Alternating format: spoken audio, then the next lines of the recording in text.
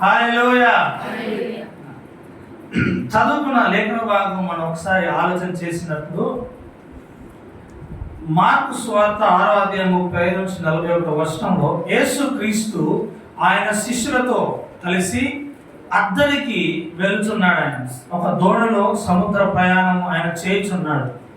మనము జియోగ్రఫికల్గా మాట్లాడుతున్నప్పుడు యేసు క్రీస్తు పడమర గలిలయ సముద్రం నుంచి తూర్పు గలిలయ డెకపోలిస్ అంటారు, డెకపోలి అనే ఆ పట్టణాల వైపు ఆయన ప్రయాణమై తూర్పు వైపున ప్రయాణమై వెళుచున్నాడు.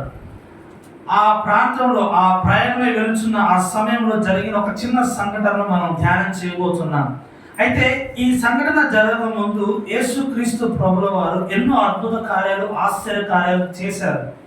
ఈ వాక్య భాగాన్ని మనము మిగతా సువార్తలు చూసినట్లయితే మత్తయి సువార్త 8:23-27 వరకు, అలాగే లూకా సువార్త 8:22-25 వచనాలలో అక్కడ గ్రంథకర్తలు రాయడం జరిగింది. ఈ వాక్య భాగాన్ని మనం ఒకవేళ గమనించినట్లయితే అక్కడున్న నేపథ్యం ఏమిటంటే యేసుక్రీస్తు ఎన్నో అద్భుతాలు, ఆశ్చర్య కార్యాలు చేస్తూ వచ్చాడు. పేతురు అత్త జ్వరంతో బాధపడినప్పుడు ఆయన స్వస్థపరిచాడు. ఇంకా అనేక అద్భుతాలు అక్కడ మనం చూస్తూ ఉంటాం. ఒక కుష్ఠరోగి వచ్చి నీకు ఇష్టమైతే నన్ను శుద్ధినిగా చేయమని ఆయన అడిగినప్పుడు యేసుక్రీస్తు అతన్ని స్వస్థపరుస్తూ ఉంటాడు. అలాగే ఆయన గలిలయ సముద్ర తీరానికి వచ్చి విత్తువాని గురించిన ఒక ఉపమానాన్ని ఆయన బోధిస్తూ ఆయన అక్కడ వచ్చిన జన సమూహం అంతటికి దేవుని వాక్యాన్ని, దేవుని రాజ్యం గురించిన మర్మములు ఆయన తెలియజేస్తూ వారికి బోధిస్తూ వచ్చాడు. అనేక రీతులుగా, అనేక ఉపమాన రీతులుగా దేవుడు యేసుక్రీస్తు ప్రజలకి, జన సమూహానికి వాక్యాన్ని బోధిస్తూ వచ్చాడు. అయితే మామూలుగా ఒక లాంగ్ డే అంటారు. ఒక లాంగ్ డే అంటే చాలా కష్టపడి ఆయన యేసుక్రీస్తు ఆ దినమంతా జన సమూహానికి దేవుని వాక్యాన్ని బోధిస్తూ, దేవుని రాజ్యం గురించిన వర్తమానాన్ని ఉపమాన రీతిలో బోధిస్తూ చాలా ఆ దినమంతా ఆయన ఆ విధంగానే గడిపేసి కొంత రెస్ట్ కొరకు అక్కడ మనం చాలా జాగ్రత్తగా గమనించినట్లయితే 35-36 వచనంలో ఆ దినమే సాయంకాలం అయినప్పుడు అద్దరికి పోదామని యేసుక్రీస్తు శిష్యులతో చెప్పగా వారు జనులను పంపివేశారు. ఆ తర్వాత చూడండి, ఒక చిన్న మాట ఉంటుంది, ఆయనను ఉన్న పాటున యేసుక్రీస్తుని అక్కడి నుంచి వారు తీసుకెళ్ళడం జరిగింది. ఆ ఒక మాట మనకు తెలియజేస్తుంది. ఆ దినమంతా యేసుక్రీస్తు చాలా బిజీగా గడిపారు. అనేక మంది జన సమూహం, మన కౌంట్ కరెక్ట్గా తెలియదు కానీ అనేక మంది జన సమూహం యేసుక్రీస్తును వెంబడించి ఆయన మాటలు వినడానికి ఆసక్తి చూపారు. ఆ జన సమూహము యేసుక్రీస్తు దగ్గరకు వచ్చినప్పుడు వారు అడుగుతున్న ప్రశ్నలు కావచ్చు, దేవుడు బోధిస్తున్న ఉపమానాలు కావచ్చు, అనారోగ్యంతో అస్వస్థ ఉన్నవారు వారిని స్వస్థపరచడం కావచ్చు, ఇలా యేసుక్రీస్తు ఆ దినమంతా చాలా బిజీగా గడిపిన తర్వాత కొంత ఆయన ఆ పడమర గలిలయ సముద్రం నుంచి తూర్పు వైపున ఆయన ప్రయాణం చేయడానికి ఇష్టపడ్డాడు. అప్పుడు ఒక ఇన్సిడెంట్ జరిగింది. వారు ఆ చిన్న దోణిలో ప్రయాణమై వెళుచున్నప్పుడు హఠాత్తుగా సముద్రంలో తుఫాను రేగడము, వారు భయపడి యేసుక్రీస్తు ఆయన రెస్ట్ తీసుకుంటున్నాడు. అక్కడ మనం యేసుక్రీస్తు అక్కడ రాసిన 37వ వచనంలో ఆయన దోణి అమరమున తలగడ మీద తలవాల్చుకొని నిద్రించుచుండెను. దేవుడు యేసుక్రీస్తు అలసిపోయాడు. ఆయన అంతలా పడుకుంటున్నాడు. ఆ తుఫాను రేగినప్పుడు మామూలుగా నాకు ఓడ ప్రయాణం అనుభవం లేదు కానీ ఉంటే మీకు తెలిసే ఉంటుంది చేసిన వాళ్ళకి. ఆ ఓడ అది అల్లపు అలా ఊగుతూ ఉంటుంది. నీళ్లు ఓడను కొడుతున్నప్పటికీ కూడా యేసుక్రీస్తు ఆయన మేల్కోలేనంతగా ఆయన అంతలా గాఢ నిద్రలో ఉన్నాడు. ఆయన మామూలుగా మనం ఒక రోజంతా చాలా కష్టపడినప్పుడు, చాలా స్ట్రెయిన్ తీసుకున్నప్పుడు ఆ డే అది ఎంత కదిపినా కూడా కదలనంతగా నిద్రపోతాం. సో దాన్ని బట్టి మనం అర్థం చేసుకోవచ్చు యేసుక్రీస్తు చాలా టైర్డ్ అయ్యాడని. ఆయన చక్కగా రెస్ట్ తీసుకున్న టైంలో ఒక తుఫాను రేగింది. శిష్యులు భయపడి యేసుక్రీస్తును లేపి, అయ్యా మేము నశించుతున్నాము, నీకు చింత లేదా, మమ్మల్ని రక్షించు అని. ఇక్కడైతే మేము నశించుచున్నాము, నీకు చింత లేదా అని అంటారు. మత్తయి సువార్తలు అయితే మమ్మల్ని రక్షించు అంటారు. లూకా సువార్తలు అయితే తుఫాను వచ్చింది మమ్మల్ని కాపాడమని వాళ్ళు రిక్వెస్ట్ చేస్తూ ఉంటారు. అక్కడ రాయబడిన పదాలకు కూడా చాలా మీనింగ్ఫుల్గా రాశారు. వారు మత్తయి కానీ, మార్క్ కానీ, లూకా కానీ, ఈ ముగ్గురు సువార్త కర్తలు వాళ్ళు రాస్తున్నప్పుడు వారు ఏ ప్రజలకైతే రాస్తున్నారో, ఏ ఉద్దేశంతో రాస్తున్నారో అవన్నీ దృష్టిలో పెట్టుకొని రాశారు. మత్తయి అంటాడు రక్షించుమని, మత్తయి రాశాడు శిష్యులు యేసుక్రీస్తును రక్షించుమని వారు వేడుకుంటారు. మార్క్ అంటాడు మేము నశించుచున్నాము, నీకు చింత లేదా అని మార్క్ రాస్తున్నాడు. లూకా రాస్తారు, ఒకసారి చదువుదాము. లూకా సువార్తలో అక్కడ 8వ అధ్యాయం 22 నుంచి 25 వచనాలు అక్కడ రాయబడినది. 24వ వచనంలో ప్రభువా ప్రభువా నశించిపోచున్నామని చెప్పి ఆయనను లేపి, అక్కడ కూడా ప్రభువా మేము నశించిపోచున్నాము అని వారు యేసుక్రీస్తు లేపినప్పుడు ఆయన లేచి సముద్రాన్ని గద్దించి నిమ్మళపరిచాడు. ఇది మనందరికీ తెలిసిన విషయం. యేసుక్రీస్తు శిష్యులతో పాటు సముద్ర ప్రయాణం చేస్తున్నప్పుడు తుఫాను రేగడము, ఆయన తుఫాన్ని గద్దించడము, నిమ్మలపరచడం, ఇదంతా మనకు కొత్తగా తెలుసుకోవాల్సిన విషయం అందులో ఏమీ లేదు. అందరికీ అది కొట్టిన పిండి మనకైతే. బైబిల్ని ఇక్కడ నాకు పాస్టర్ గారు చెప్పారు, ఒకసారి సంఘంలో చాలామంది బైబిల్ స్టడీస్ కూడా చేసిన వాళ్ళు ఉన్నారు, ఆన్లైన్ ట్రైనింగ్ చేస్తున్న వాళ్ళు ఉన్నారని.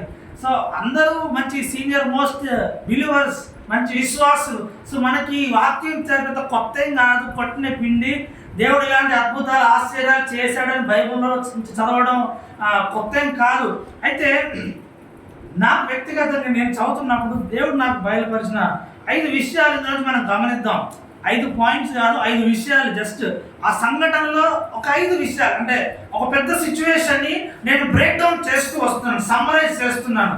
వారి ప్రయాణంలో జరిగిన విషయాలని, ఆ ప్రయాణం అంతటిని 5 విషయాలుగా నేను బ్రేక్ డౌన్ చేసి చెబుతాను. చాలా జాగ్రత్తనండి. మొట్టమొదటిగా యేసుక్రీస్తు శిష్యులు వీరందరూ ప్రయాణం చేస్తున్నారు. They are on journey. వారి ప్రయాణంలో ఉన్నారు. రెండో విషయం ఏంటంటే యేసుక్రీస్తు కూడా వారితో. అయితే ఈ 5 విషయాల నుంచి మనం 5 పాఠాలలాగా మనం నేర్చుకోవచ్చు, లేదా ఈ 5 విషయాల్ని మన జీవితానికి 5 రకాలుగా అన్వయించుకోవచ్చు. అన్వయించుకోవడానికంటే ముందు ఇలాంటి సేమ్ సిచ్యువేషన్ని, ఇలాంటి సేమ్ సంఘటనలని ఇలాగే 5 విషయాలు నేర్చుకున్న రీతిగా పాత నిబంధనల నుంచి ఒక సన్నివేశాన్ని గుర్తు చేయడానికి నేను ఇష్టపడుతున్నాను.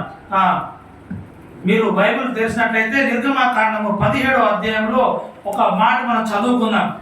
మనం ఆ స్టోరీ మొత్తం చదవం, కానీ మనందరికీ ఈ స్టోరీ కూడా, ఈ ఇన్సిడెంట్ కూడా మనకు సుపరిచితమే. అయితే అక్కడ ఒక మాట మనం చదువుకుందాం. నిర్గమకాండము 17వ అధ్యాయము 1వ వచనం నుంచి మనం చదువుదాం. 3వ వచనం వరకు మనం చదువుదాం. నేను చదువుతున్నాను, చూడండి. తర్వాత ఇశ్రాయేలీయుల సర్వ సమాజము యెహోవా మాట చొప్పున తమ ప్రయాణములలో సీను అరణ్యము నుండి ప్రయాణమైపోయి రెఫీదీములో దిగిరి. ప్రజలు తమకు త్రాగ నీళ్లు లేనందున మోషేతో వాదించుచు త్రాగుటకు మాకు నీళ్లు ఇమ్మని అడుగగా, మోషే మీరు నాతో వాదింపనేలా, యెహోవాను శోధింపనేలా అని వారితో చెప్పాను. అక్కడ ప్రజలు నీళ్లు లేక దప్పికొని మోషే మీద సనుగుచు, ఇదెందుకు? మమ్మును, మా పిల్లలను, మా పశువులను దప్పి చేత చంపుటకు ఐగుప్తులో నుండి ఇక్కడికి తీసుకొని వచ్చిత్రను. ఈ మాట చాలా జాగ్రత్త, మీరు మరలా ఒకసారి జ్ఞాపకం పెట్టుకోండి. నేను చదువుతున్నాను, చూడండి. మమ్మును, మా పిల్లలను, మా పశువులను చంపుటకు ఐగుప్తులో నుండి ఇక్కడికి తీసుకొని వచ్చితివా అని ఇశ్రాయేలు ప్రజలు మోషేను శోధించుచు, మోషేతో వాదించుచు ఉన్నారు. మోషే పైన సనుగుతున్నారు. ఇక్కడ కూడా జరుగుతున్న విషయం ఏంటంటే,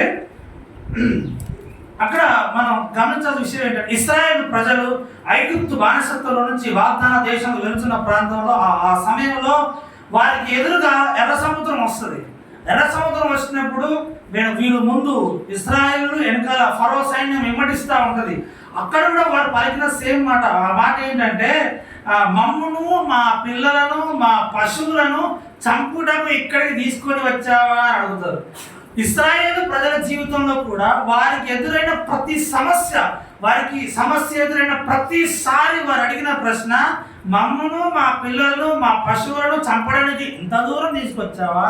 అక్కడ ఉంటే మేము చక్కగా బ్రతికి చావలేమా? ఇక్కడే చావాలా అరణ్యంలో అనే ప్రశ్న వచ్చేది. ఇది వీరి ఇశ్రాయేలుల జీవితంలో కూడా 5 విషయాలు సేమ్ అవే 5 పాయింట్స్ వస్తాయి, రిలేట్ చేస్తాను, చాలా జాగ్రత్తగా గమనించండి. ఇక్కడ ఇశ్రాయేలీలు వారు ప్రయాణం చేస్తూ ఉన్నారు. Israelites were on journey. Second thing, రెండో విషయం ఏంటంటే గాడ్ వాస్ విత్ దెమ్. దేవుడు వారికి తోడుగా ఉన్నాడు.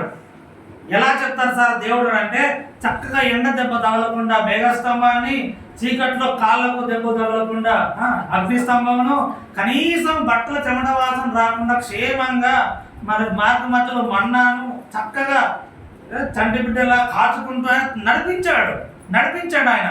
సో దేవుడు వారితో ఉన్నాడు. మూడో విషయం ఏంటంటే ఇక్కడ వారికి నీళ్లు లేక దప్పిక వచ్చింది. నేను జస్ట్ ఒక్క ఇన్సిడెంట్ తీసుకున్నాను.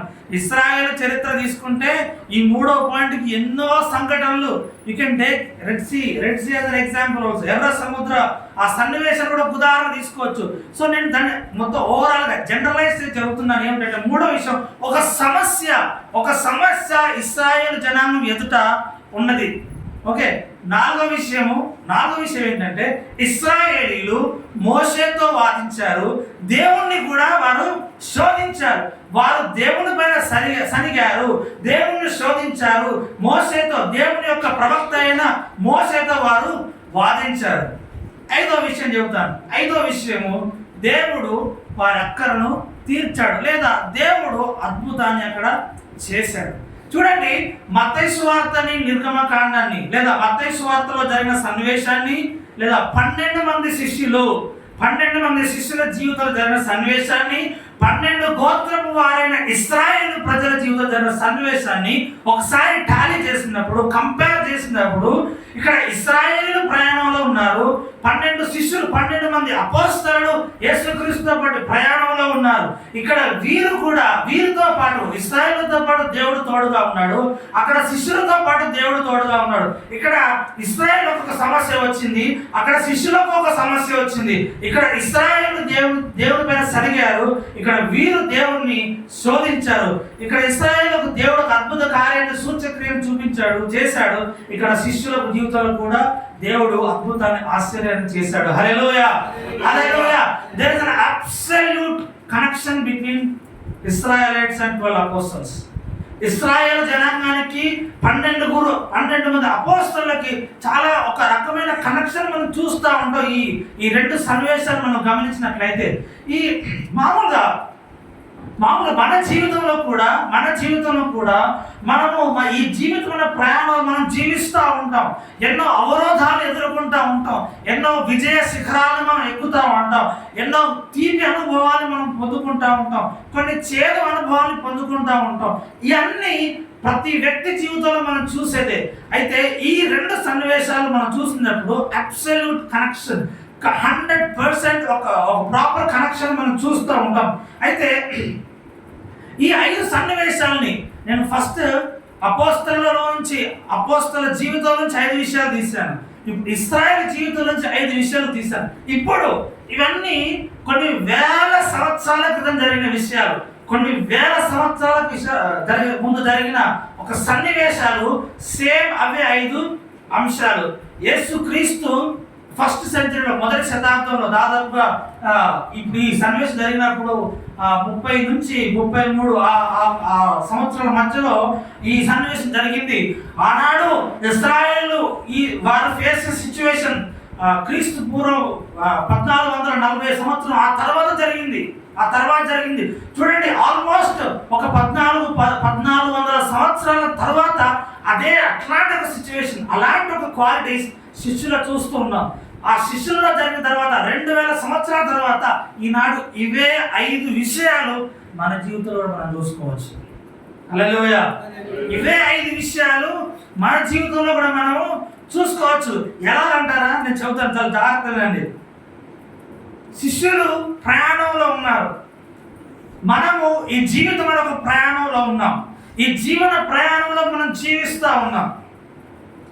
ఈ జీవన ప్రయాణంలో ఎన్నో టర్నింగ్స్ వస్తూ ఉంటాయి, ఎన్నో స్పీడ్ బ్రేకర్స్ ఎన్నో వస్తూ ఉంటాయి. సో మనం ఒక ప్రయాణంలో ఉన్నాం. అక్కడ శిష్యులు ఇశ్రాయేలు వారు ప్రయాణంలో ఉన్నారు, ఇక్కడ మనము కూడా ఈ జీవితంలో ఒక ప్రయాణంలో ఉన్నాం. అక్కడ వారితో పాటు దేవుడు ఉన్నాడు. మనం విశ్వసిస్తున్నాం దేవుడు మనతో ఉన్నాడు అని, దేవుడు మనతో ఉన్నాడు అని. నా ప్రసంగం అంతా ఇలా కంపారిటివ్ ఉంటుంది, చాలా జాగ్రత్తగా వినండి. ఒక్కొక్క స్టెప్లో ఒక్కొక్క రివ్యూ చేస్తూ ఉంటాను. ఓకే, మూడో విషయం ఏంటంటే అక్కడ ఇశ్రాయేలులకి శిష్యులకి ఒక సమస్య వచ్చి పడింది. మన జీవితంలో కూడా ఖచ్చితంగా సమస్యలు అనేది వస్తాయి. ఎన్ని వస్తాయి అంటే మనకు తెలియదు, చచ్చిపోయేదాకా వస్తూనే ఉంటాయి. నా చిన్నప్పుడు ఒక పద్యం చదువుకున్న గుర్తుండే, కబీర్ దాస్ అని ఒక కవి రాసేవాడు. దాని సారాంశం కష్ట సుఖాల కలయికే జీవితం అని. సో చచ్చేంత వరకు కష్టాలు, నష్టాలు, సమస్యలు, ఇరుకులు, ఇబ్బందులు, ఆకులు ఎన్నో వస్తూనే ఉంటాయి. సో మనకే సమస్యలు ఉంటాయి. అక్కడ నాలుగవది, వారు దేవుని పైన సనుకున్నారు. శిష్యులైతే దేవుణ్ణి శోధించారు, యేసుక్రీస్తుని శోధించారు, డిస్టర్బ్ చేశారు. మనము కూడా అదే విధంగా లార్డ్ హెల్ప్ మీ, దేవాన్ని రక్షించు, నన్ను కాపాడని అంటాం. ఒక చిన్న ఫన్నీ సన్నివేశం చెబుతాను. నేను బీటెక్ చదువుతున్న ఆ టైంలో పెద్దగా ప్రార్థన ఎంత పెద్ద ఏం ఉండేది కాదు. జస్ట్ ఏదంటే మామూలుగా ఒక యంగ్స్టర్ బీటెక్ స్టూడెంట్ ఎలా ఉండవో అలా ఉండేవాడిని ఆ రోజులలో. కాకపోతే పేరుకి పాస్టర్ గారు అబ్బాయిని, క్రిస్టియన్ని, పేరుకి జేమ్స్. పిలిచేవారు అందరూ ప్రభు బిడ్డ అని పిలుస్తారు. మా ఫ్రెండ్స్ అందరూ ప్రభు బిడ్డ అని పిలిచేవారు. పెద్దగా మన ప్రభు యొక్క లక్షణం మనకు అది ఏం ఉండేది కాదు, అలాంటి లక్షణాలు లేవు. కానీ పేరు జేమ్స్, క్రిస్టియన్ కాబట్టి ప్రభు బిడ్డ అని పిలిచేవారు. సో నా ప్రార్థన ఎలా ఉంటుందంటే, దేవా ప్లీజ్ ఒక్కటి కానీ ఇలా ఉండేది. ఒక గంట బస్సు లేట్ అయితే, లేదా నాకు కావాల్సిన కాలేదు, ఈ ఒక్కటి చేయవా ప్లీజ్ ఈ ఒక్కటి చేయవా, ఇంతే. ఇంత మించి మన పెద్ద ప్రార్థన వచ్చేదిగా, చేసేవాళ్ళం కాదు. ఇలా ఉండేది.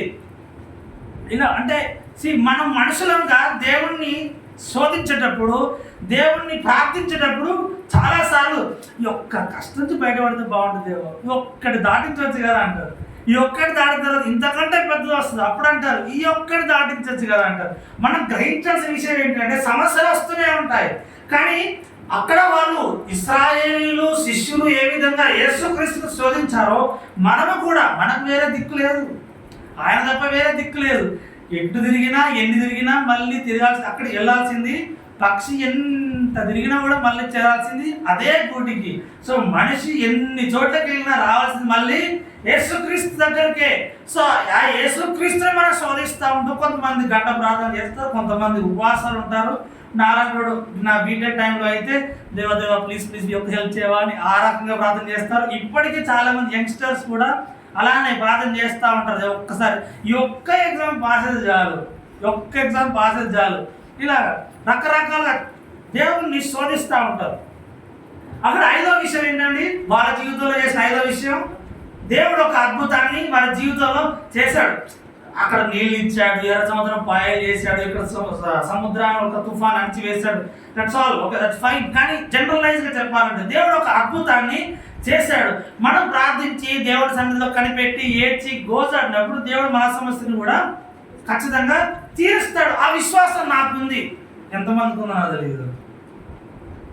హల్లెలూయా. కొంతమంది నిద్రపోతున్నారు, వారు మాత్రమే దేవుని స్తోత్రం చెప్తారు. హల్లెలూయా. నిద్రపోకండి.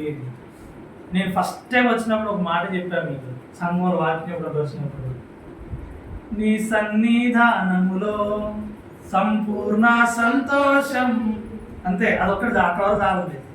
సంతోషం ఎక్కువైన వాడికి నిద్ర అస్సలు కరువు ఉండదు. చక్కగా కంటి నిండా నిద్రపడుతుంది. హృదయంలో నెమ్మది, శాంతి, సమాధానం. అది బైబిల్ ఒక మాట ఉంటుంది, నీ సన్నిధిలో నిత్య సుఖములు కాదు, నిత్య సుఖములు. పడుకున్న వాడికి సుఖంగా పడుకోవాలి కదా. సో దేవుని సన్నిధిలో నిత్య సుఖములు ఉంటాయి. గంట 2 గంటలు, లేదా రాత్రి 9 నుంచి ఉదయం 5 గంటల వరకు కాదు. దేవుని సన్నిధిలో రెండోది దేవుని తోడు, మూడోది ఒక ఉపద్రవము, నాలుగోది మనం సనుకోవడము లేదా దేవుడిని శోధించడం, ఐదోది దేవుడు చేసే అద్భుతం. ఎంత బాగుందండి, చాలా చక్కగా ఒక సిస్టమేటిక్, ఒక ఆర్గనైజ్డ్ స్ట్రక్చర్. ఇది చాలా బాగుంది.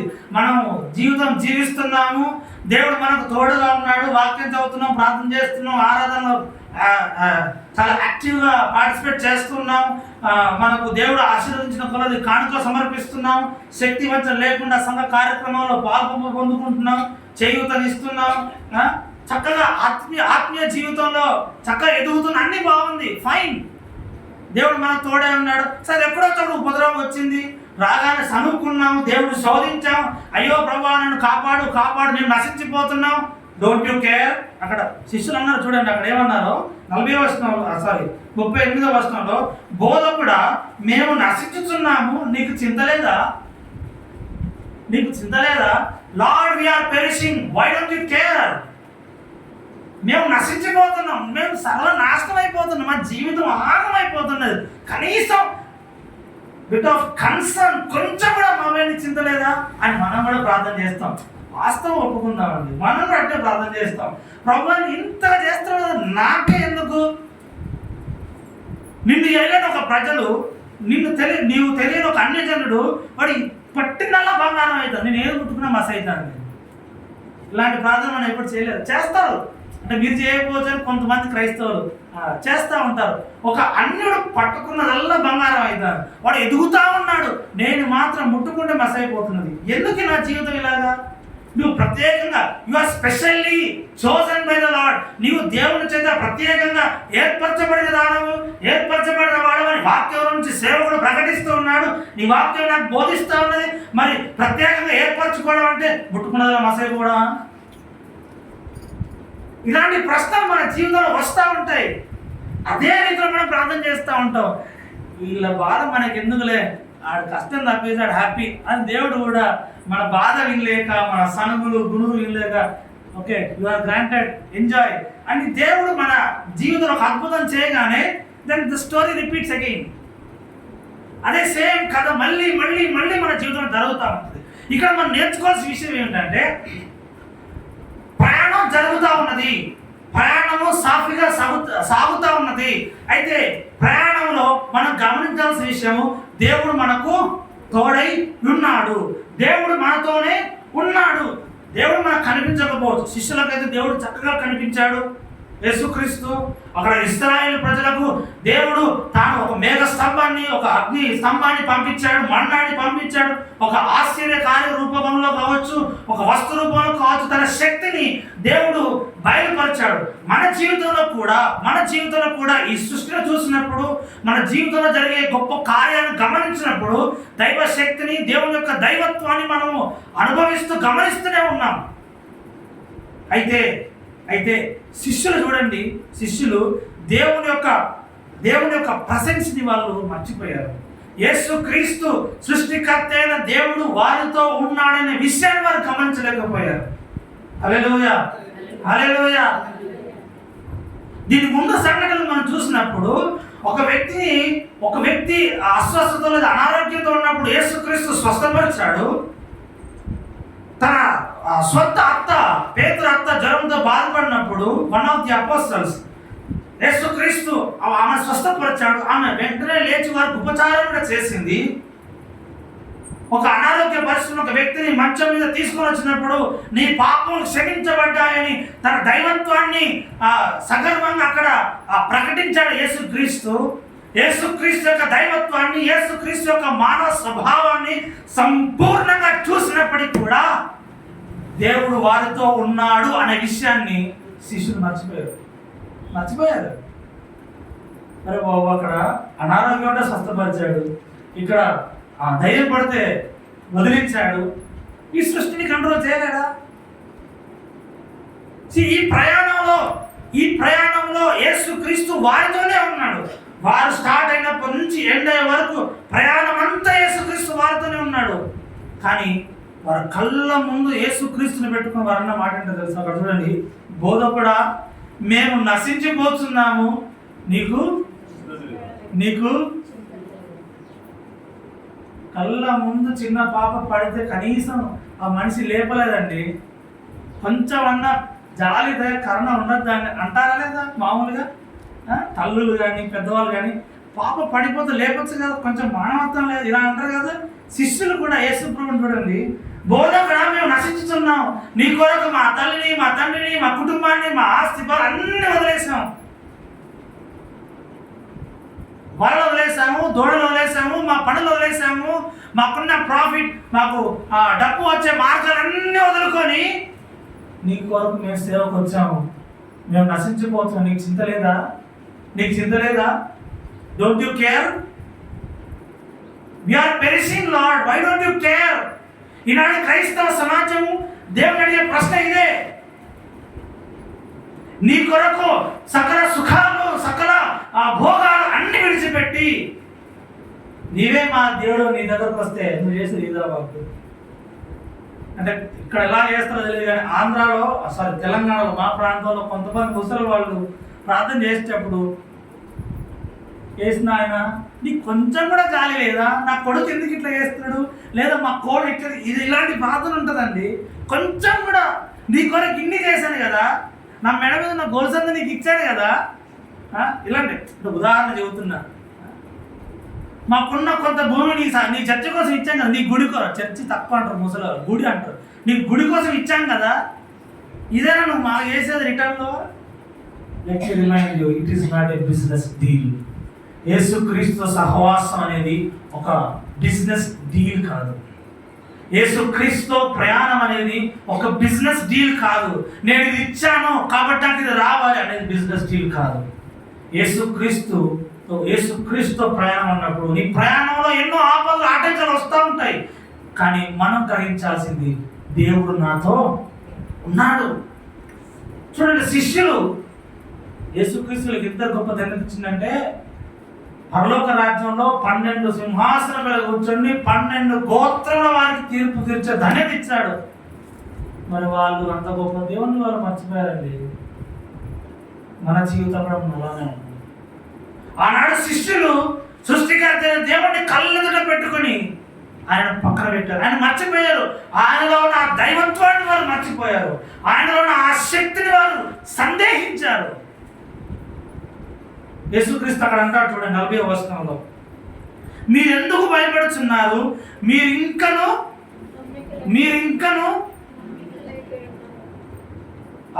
లూకాసు వార్తలు అంటాడు అవిశ్వాసం అంటాడు. మత్తయి సువార్తలు అంటాడు అల్ప విశ్వాసులారా. ఆనాడు ఇశ్రాయేలు ప్రజలు అదే అల్ప విశ్వాసంతో దేవుని దృష్టికి ద్రోహులై, నీచులై, నికృష్టులై శిక్షణ అనుభవించారు. ఈ శిష్యులు యేసుక్రీస్తును కళ్ళెదుట పెట్టుకొని ఆయన దైవత్వాన్ని మర్చిపోయి గ్రహించకుండా అల్ప విశ్వాసంతో క్రీస్తును సందేహించారు. దేవుని యొక్క శక్తిని సందేహించారు. ఈనాటి క్రైస్తవ సమాజంలో మనము కూడా ఆయన శక్తిని సందేహిస్తున్నాము. దేవుని చిత్తంపై ఆధారపడండి, దేవుని పైన ఆధారపడండి, ఆయన వాక్యానికి లోబడండి. ఆయన వాక్యానికి లోబడినప్పుడు మంచి ఫలితాలు మన జీవితంలో చూస్తామంటే, డూ వి రియల్లీ నిజంగా మనం మంచి ఫలితాలు చూస్తామా? అంటే అనేకమైన సందేహాలు, అల్ప విశ్వాసం, అవిశ్వాసం. బైబిల్ గ్రంథం చాలా స్పష్టంగా కొట్టినట్టు చెబుతున్న మాట ఏంటంటే, విశ్వాసం లేకుండా దేవునికి ఇష్టడై ఉండటం అసాధ్యం. నాట్ ఈవెన్ 1%, ఒక్క పర్సెంట్ ఛాన్స్ కూడా లేదు. విశ్వాసం ఉంటేనే దేవునికి ఇష్టడే ఉంటాం. ఆ విశ్వాసం ఉంటేనే దేవుని చూడగలుగుతాం. ఆ విశ్వాసం ఉంటేనే మనలో పరిశుద్ధత నివసించగలుగుతుంది.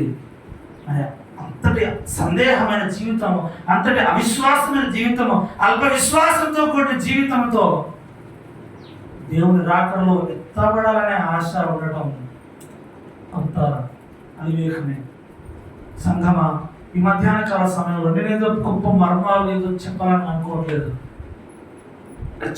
చిన్న విషయం, మనందరికి తెలిసిన విషయమే. దేవుడు మనకు తోడై ఉన్నాడు. ఆ విషయం మనకు తెలుసు, కానీ దాన్ని మనం గ్రహించలేకపోతున్నాం. ఒక సమస్య రాగానే దేవుడి వైపు కాదు మనం చూసేది, మనుషుల వైపు చూస్తున్నాం.